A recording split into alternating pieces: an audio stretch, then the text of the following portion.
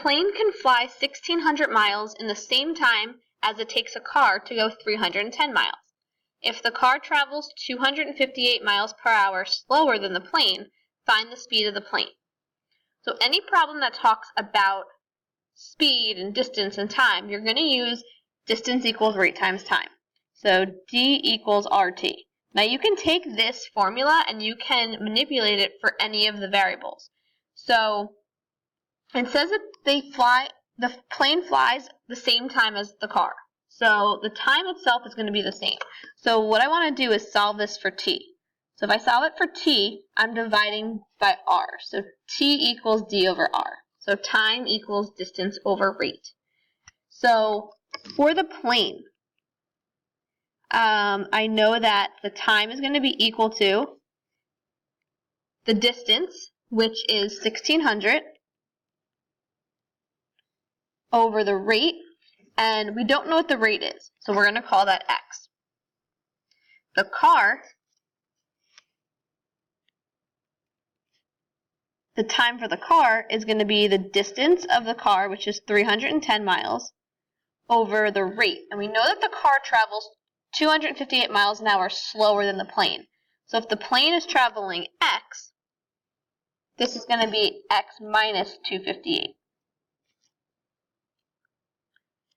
Since they're traveling the same time, we know that the times are going to be equal. So we can set these two equal to each other. So we can say 1,600 over x equals 310 over x minus 258. So you don't need a common denominator here since we're not adding or subtracting. What we can do is we can just cross multiply. So we can say 1,600 times x minus 258 equals 310x. So we're going to distribute that 1,600 to the x and to the negative 258. So that's going to give us 1,600x minus 412,800 equals 310x. So now we just want to get our x's together. So if we subtract the 310, we can also add the 412,800 to the other side. And we end up with 1290x equals 412,800.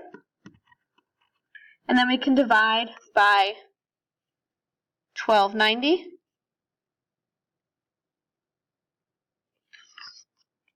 So x is going to be equal to 320. And it's a word problem, so we're going to label it miles per hour. And that's the speed of the plane. And that's what it asked us for. If we had to find the speed of the car, we would just take 320 and subtract 258. So this plane is going 320 miles per hour. Manny rides his road bike 3 miles per hour faster than Veronica.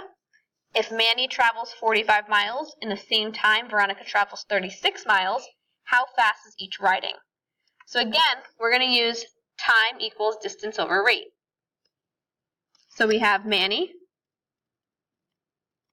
and his time is going to be his distance, which he travels 45 miles, and his rate is he's 3 miles an hour faster than Veronica. So I'm going to say that he's x plus 3. So whatever Veronica's rate is, hers is x, he's 3 miles an hour faster. So Veronica,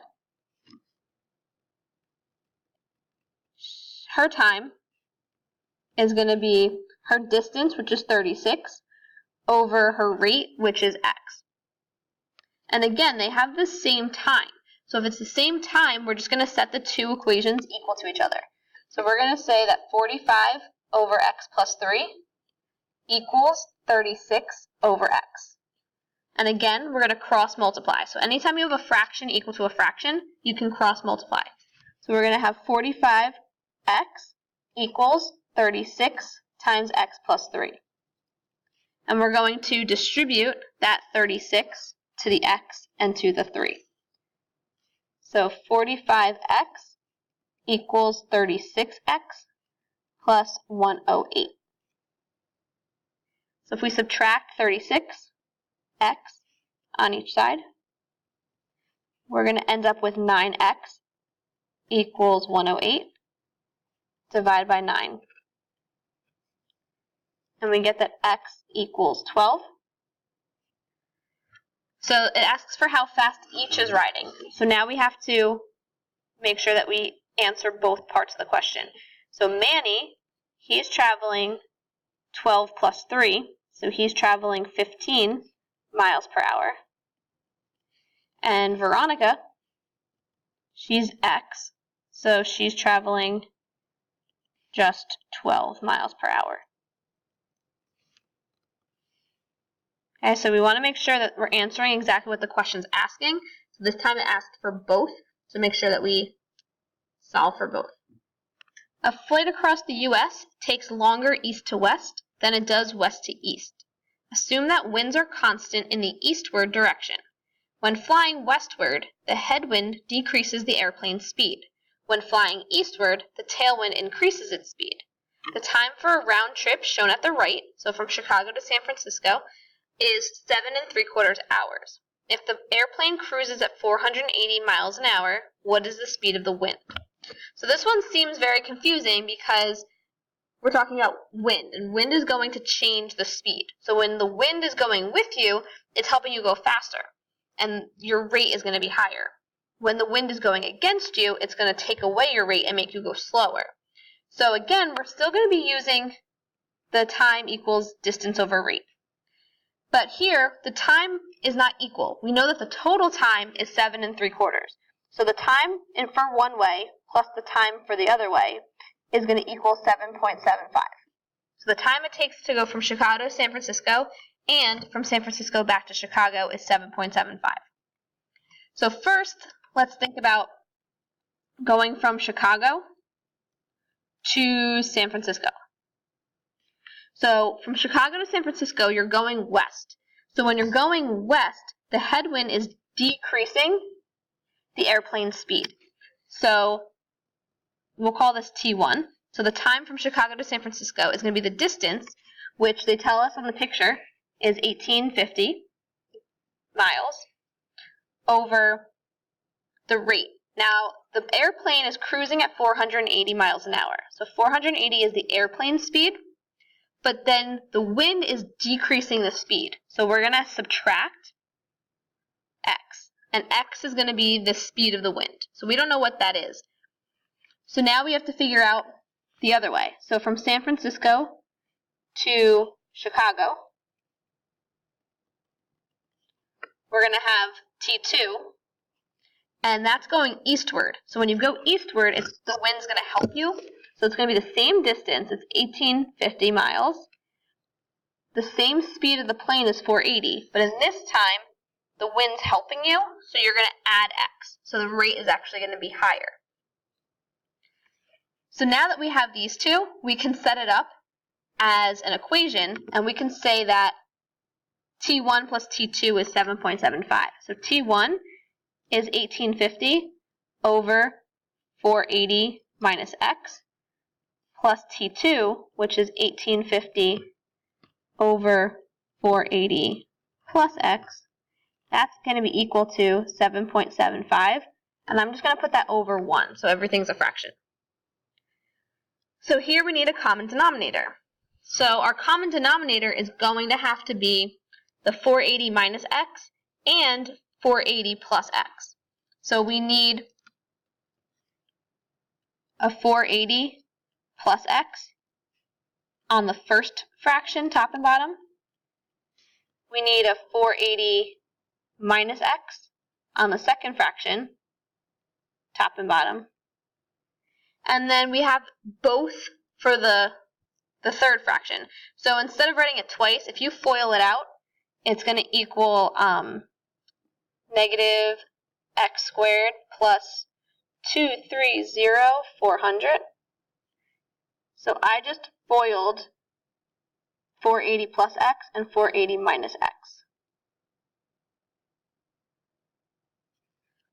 Okay, so I'm going to just bring this to the next page. So we're going to distribute the 1850 to the 480 and to the x, the 1850 to the 480 to the x, the 7.75 to the negative x squared, and the 230,400. Okay, so what we get is going to be 888,000 plus 1850x plus 888,000 minus 1850x. Okay, so that was all over the 480 minus x, 480 plus x. So this is all the left-hand side. And now the right-hand side, we're going to have negative 7.75x squared plus 17,85600 over 480 minus x and 480 plus x. So once the denominators are the same, we can multiply everything by that denominator. So 480 minus x and 480 plus x. So these are all going to cancel out. So we can combine the top together. The 1850x and the negative 1850x are going to cancel out. So I'm adding the 888,000 plus the 888,000. So that's going to give me 1776000 equals negative 7.75x squared plus 17,85600. So now we're just going to subtract the 17,85600 onto this side, 17,85600. So we end up with negative 9,600 equals negative 7.75x squared. Divide by negative 7.75. So we end up with x squared equals 1,238.71. And then we take the square root of each side. So x equals 35.2 miles per hour. And that is the speed of the wind. So similar to that problem, you're riding your bike to a store. So we're going to say to the store. Your time to the store is going to be your distance, which is 4 miles, over the rate. And you ride 10 miles an hour, but there's wind one way. So let's say there's wind this way. So it's going to be 10 plus x. From the store, your T2 is going to be the same distance, 4, over 10 minus x. Because now the wind is decreasing your speed. The total time took 1 hour. So time 1 plus time 2 equals an hour. So 4 over 10 plus x plus 4 over 10 minus x equals 1 over 1. So we need a common denominator. So I'm going to multiply the first one by 10 minus x, the second one by 10 plus x, and then the third one is going to be negative x squared plus 100, because it's both of them FOILed together.